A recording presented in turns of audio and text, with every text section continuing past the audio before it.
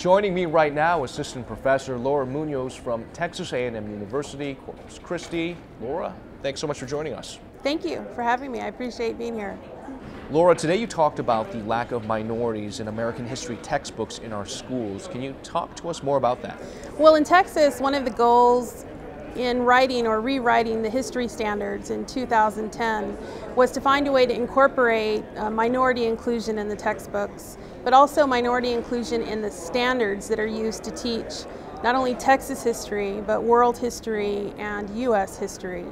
So one of the goals that I and my colleagues confronted was the fact that the prior standards that had been written in 1998 included no references whatsoever to the idea of Latino or Latino Americans or Hispanic Americans in the state standards. So Texas school children were going to their regular classrooms in history at the 4th grade, 11th grade, 7th grade, and there's no reference whatsoever to anyone of Hispanic ethnic heritage, which is pretty stunning for Texas school children given that they make up the majority, close to half of all public Texas school children, specifically amongst Hispanics. And then of course in the state of Texas, minority children from all ethnic groups, African American, Asian American, Native American, and Latino comprise 2/3 of the public schools.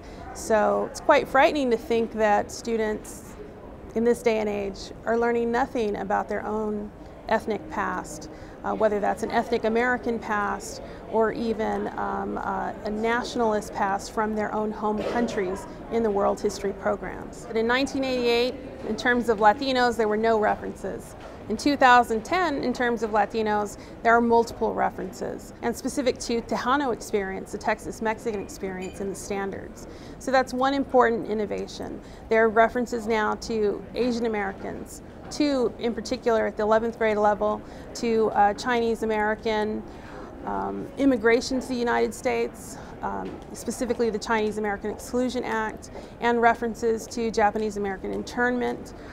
Those references did not exist in 1988. Now they're actually part of the standards and students must learn them in the state of Texas. Despite the progress that you've made, what are the challenges that are still out there and what more can be done?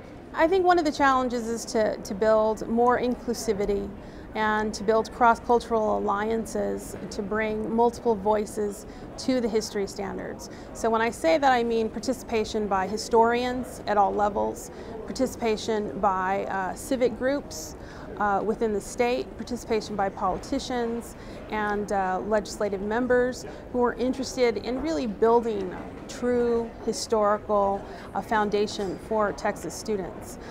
In terms of future plans, I'd like to see organizations like the American Historical Association and its teaching division, which sponsored my particular talk today, become more involved and attentive to how history is taught, not only in our public schools, but the university. So I'm very, very grateful that the AHA took the time to incorporate this particular topic into this year's program and to become a platform for having questions about teaching and writing history standards. The reality is we've missed a lot of the minority history in this country, not being covered in the textbooks.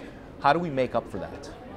One of the things that the AHA has been attentive to is creating committees for diversifying history and also cultivating new historians who are interested in working on the history of minorities. The Committee on Minority Historians, our Committee on GLBT issues, all of them look to writing, incorporating, and developing not only platforms but new recruiting new and young people to enter the profession. So I think moving along that path would be critically important for the AHA.